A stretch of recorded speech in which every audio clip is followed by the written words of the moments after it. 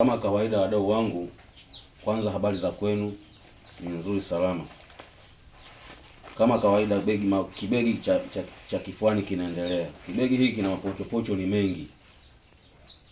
Mimi ninapokutana na mtu yoyote, iwe kwenye gari, kwenye pikipiki, polini, mjini, mwenye matatizo mbalimbali, Face ID namfanyia hapo hapo. Ndio maana hiki kibegi wengi wanauliza, mbona unatembea na kibegi? Hiki kibegi jungu kuu halikosi ukoko. Mimi ni daktari, unaweza kukutana na mtu kapindwa na mchango wa ngili, kadondoka kifafa, au anaumwa na jino limetoboka linauma. Na cha kukusii, using'oe jino. Jino huwa linatibika. Ukikutana na daktari wako mimi Shehensa, utakutana na tiba mbalimbali, meno, natibia meno, mizizi. Huu ni urithi mkubwa Mwenyezi Mungu ambao katuachia. Licha ya hivyo, nikikutana na wewe labda mwili umechacha, unaumwa, kiuno kimeteguka, mikono imeteguka, mikono imeteguka, au sehemu yote ile imekuwa kumeteguka, basi mimi ninachokifanya, natembea na nini na huduma zangu kama hizi, basi ninachokifanya wewe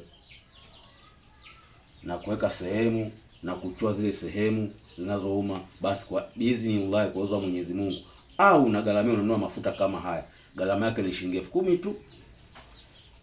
Unajichua sehemu ile ambayo ina tatizo, ile sehemu inafanyaje? Sehemu tatizo lile linaisha, unapona kabisa kwa uwezo wa Mwenyezi Mungu. Ukiacha na hivyo, naweza kukutana na wewe sehemu ima umegongwa na mdudu ambaye nge yule, au nyoka, kadhalika na wadudu wengine ambao wanaleta nini, wanaoleta taharuki katika mfumo wa mwanadamu. Na dawa zangu, muona kama hii hapa, hii mnaiona, hii hakuna asiyejua. Haya yanaitwa ni makata. Makata popote pale ulipo, ukiona haya usiyadharau, ni dawa. Ingaje mimi na mfumo mwingine kama daktari, na mfumo ukiacha makata kuna vingine. Haya makata leo changanya na madawa mengine, bismillah, ile sumu inafanyaje? Inaisha. Je, ndugu zangu, niwapendeje wa Tanzania na majirani wote nchi mbalimbali, karibuni kwenye ofisi yangu. Mimi daktari wenu Shehensa. Kwa mawasiliano 0787 931 009.